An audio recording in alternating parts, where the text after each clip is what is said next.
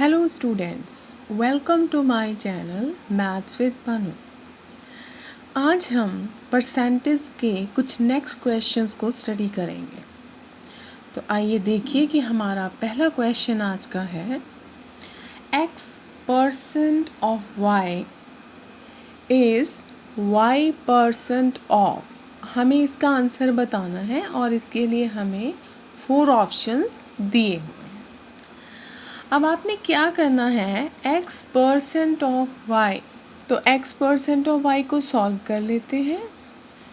Percentage हटाने के लिए मैंने आपको बताया था कि हम इसे 100 के साथ डिवाइड करेंगे और मल्टीप्लाई में हम लिख लेते हैं y।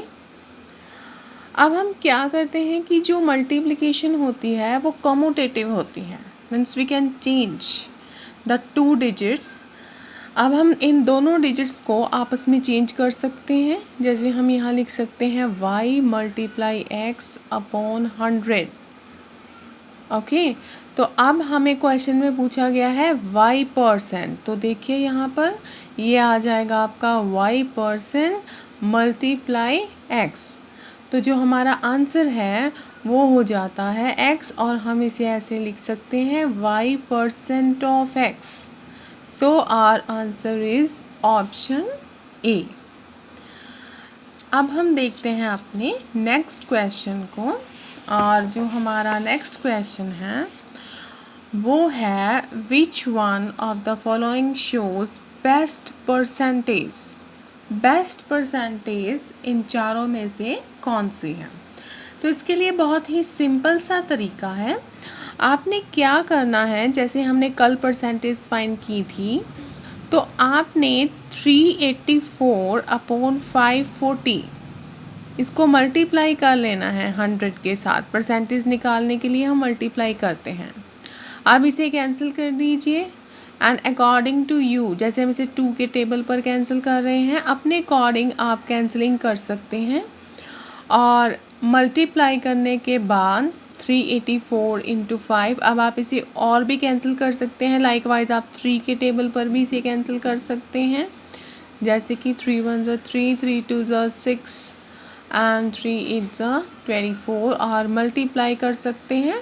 और इस तरह से जो भी कैलकुलेशन आपकी होती है उसके बाद आपके पास जो आंसर आ जाएगा 71.11 एंड सो ऑन। इस तरह से आपके पास एक अप्रॉक्सली आंसर आ जाता है, अप्रॉक्सीमेट। अगर अब हम इसके सेकंड पार्ट को सॉल्व करते हैं, जैसे आप देख रहे हो 425 अपॉन 500 मल्टीप्लाई 100। अब आप इसे कैंसिल कर दीजिए ज़ीरोज़ को, और उसके बाद आप इसकी कटिंग कर दीजिए 5 के साथ। अगर आप इसे कैंसिल करते हैं तो आपके पास जो आंसर है वो आ जाता है 85%। ओके, अब आप इसे नेक्स्ट रेशियो को स्टडी कर सकते हैं। कैलकुलेट कर लीजिए 570 अपॉन 700 मल्टीप्लाई 100। अब ज़ीरोज़ के साथ zero cancel, and after solving it you get the answer like 81.4 and so on.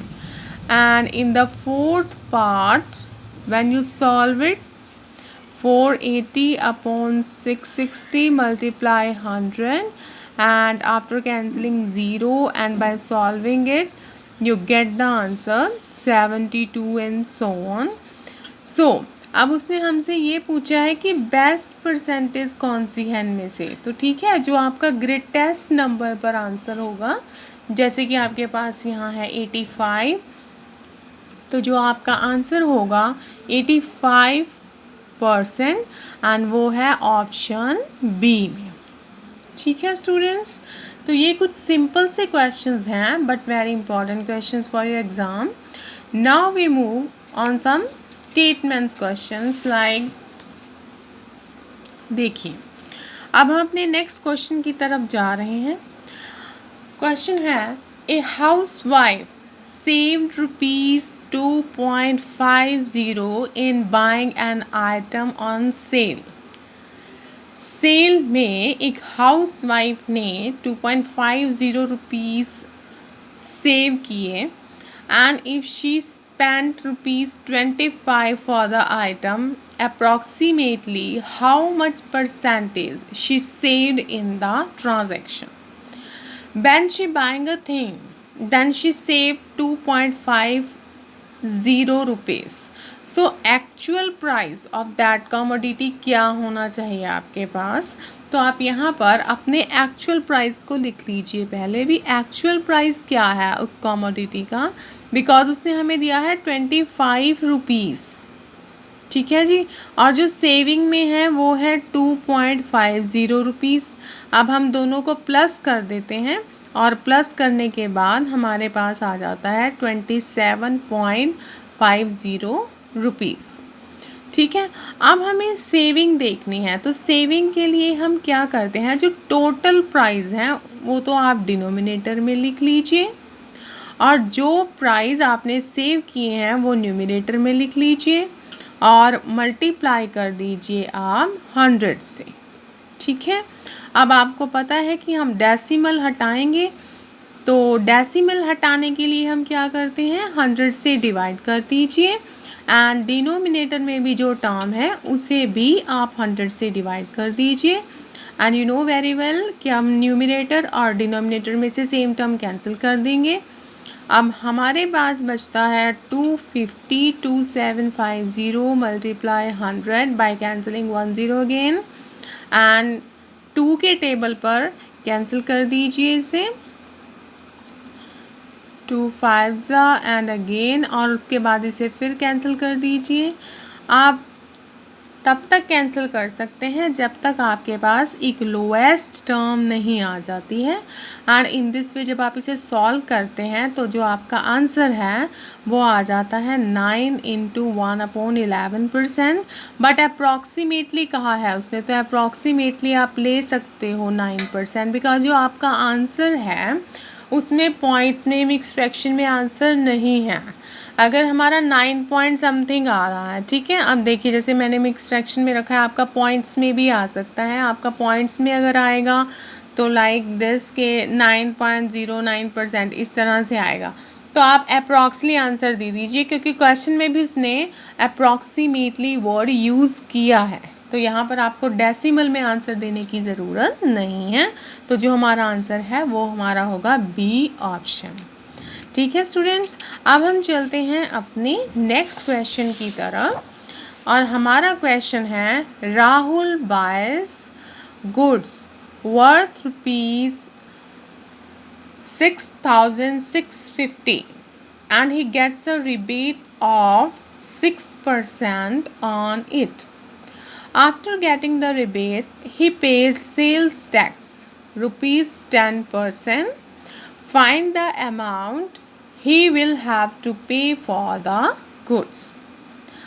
अब इसमें हम क्या देखते हैं, when Rahul buys goods worth ₹6,650 और he gets a rebate of 6% on it, मतलब उसे 6% रिबेट मिलता है जब वो 6,650 की परचेजिंग कर रहा है। कई बार आप देखते हो कि आप कोई शॉपिंग करते हो, जैसे कि आप 6,000 की शॉपिंग कर रहे हो तो आपको उसका कुछ परसेंट रिबेट किया जाता है, कुछ परसेंट की उसमें आपको छूट दी जाती है या फिर आपको वो पैसे रिटर्न किए जाते हैं। इस तरह से कोई भी डिस्काउंट किसी भी तरह से हमें क्वेश्चन में पूछा जा सकता है।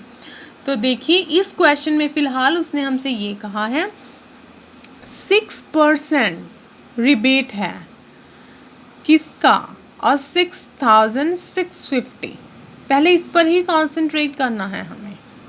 तो अब हम इसे सॉल्व करते हैं। 6/100 ऑफ का मतलब है multiply and when we calculate it then you get ₹399, ठीक है। सॉल्व करने के बाद हमारे पास ये अमाउंट आ जाती है और आप इसको किसी भी 5 के टेबल पर जैसे कैंसिल करते हैं एंड उसके बाद आपके पास सॉल्व करने के बाद ये अमाउंट आ जाती है, ठीक है।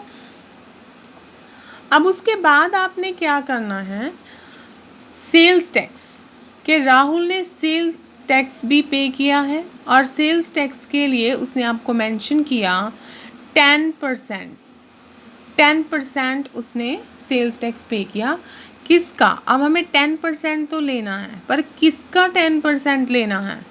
जो एक्चुअल अमाउंट थी हमारे पास उसमें से हमें अपनी रिबेट वाली जो अमाउंट है वो माइनस करनी है, बिकॉज नेट पेमेंट तो हमने उसे यही की है ना कि 6,650 रुपीज़ एक्चुअल प्राइस थे, बट 399 हमें रिटर्न हो गए। तो जो हमारी जो प्राइस 10% सेल्स टैक्स लगेगा वो इसमें से माइनस कर दीजिए और आपके पास आ जाता है 6251।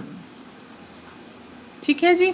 अब आप इसे क्या कर दीजिए, 10/100 ऑफ को हटा दीजिए 6251 और उसके बाद इसे कैंसिल कर दीजिए और कैंसिल करने के बाद आपके पास जो भी अमाउंट आएगी अकॉर्डिंग टू द कैलकुलेशन ये आ जाएगी।